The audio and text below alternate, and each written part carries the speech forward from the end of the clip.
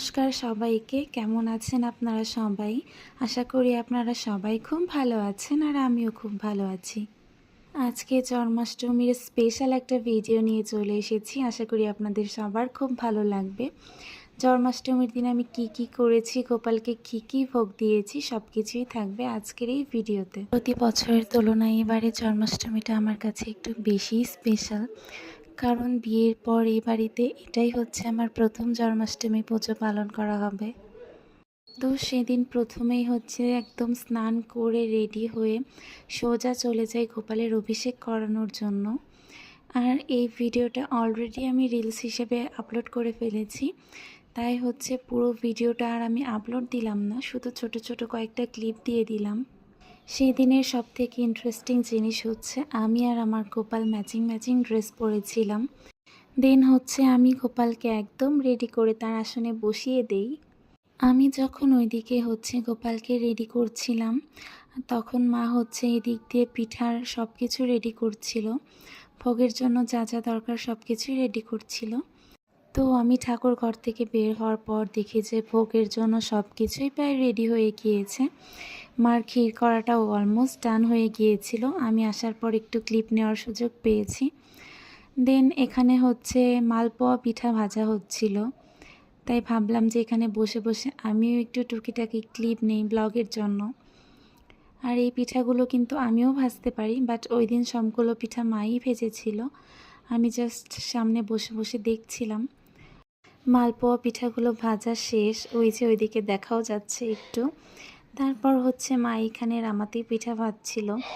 সুজি দিয়ে যে পিঠাটা বানানো হয় আমরা সেটাকে রামাতি পিঠাই বলি। আপনারা কে কী বলেন অবশ্যই জানাবেন। আর এটাও নাকি গোপালের খুবই প্রিয় একটা পিঠা। তো ওটা শেষ করার পর হচ্ছে মা এখানে কলার বড়া ভাজছিল। আর এটার লুকসটা এত সুন্দর এসেছিল, সেটা তো আপনারা দেখতেই পাচ্ছেন। তো কলার বড়া ভাজা শেষ করে এদিকে হচ্ছে মা তালের বড়ার প্রস্তুতি নিচ্ছে। আর জন্মাষ্টমীতে হচ্ছে সব থেকে মেন পার্ট এই তালের বড়া। আমাদের হচ্ছে জন্মাষ্টমীর আগে তালের বড়া একদমই খাওয়া হয় না। জন্মাষ্টমীর দিন গোপালকে ভোগ দেওয়ার পরে তারপর তালের বড়াটা মুখে দেওয়া হয়। আর তালের বড়ার লুকসটা তো আপনারা দেখতেই পেলেন কতটা সুন্দর হয়েছিল। দেন হচ্ছে মা ওইদিকে কুলি পিঠাও বানাচ্ছিল। ওইদিকে মা সব কিছু কমপ্লিট করতে করতে আমিও এইদিকে এসে হচ্ছে ভোগের যাবতীয় সব কিছু রেডি করে ফেলি। ফল টলও সব কেটে একদম সাজিয়ে ফেলি সব কিছু। এখন হচ্ছে ভোগ দেওয়ার পালা।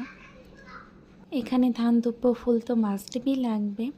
দেন আমি এদিকে সব ধরনের ফলও কেটে ফেলেছি। এখানে ছিল লুচি, সুজি, তারপরে ছিল সন্দেশ, মিষ্টি, আর এখানে ছিল সব ধরনের পিঠা। আর গোপালের ননি তো মাস্ট থাকবেই থাকবে। তো সব কিছুই আমি রেডি করে ঠাকুরের সামনে একদম নিয়ে আসি। আর এই বাড়িতে আসার পর হচ্ছে সব কিছুর ভোগ মা আমার হাত দিয়েই দেওয়ায়। মা আগে পিছে সব কিছু রেডি করে একদম কমপ্লিট করে দেয়, বাট ভোগটা আমাকে দিয়েই নিবেদন করায়। দেন আমি আর মা হচ্ছে ঠাকুরকে ধান ধূপ ফুল দিয়ে তারপর ভোগ দেওয়াটাও একদম কমপ্লিট করে ফেলি। আর ভোগ দিতে দিতে হচ্ছে আমাদের একদম রাত 10টা বেজে গিয়েছিল। দেন হচ্ছে রাত 10টার পর আমি জাস্ট এক গ্লাস শরবত নিয়েছি খাওয়ার জন্য। আর এই জলটা খাওয়ার পর যে আমার কি পরিমাণ শান্তি শান্তি লাগতেছিল বলার মতো না। আজকে এই পর্যন্তই। ভালো থাকবেন সবাই, টাটা সবাই।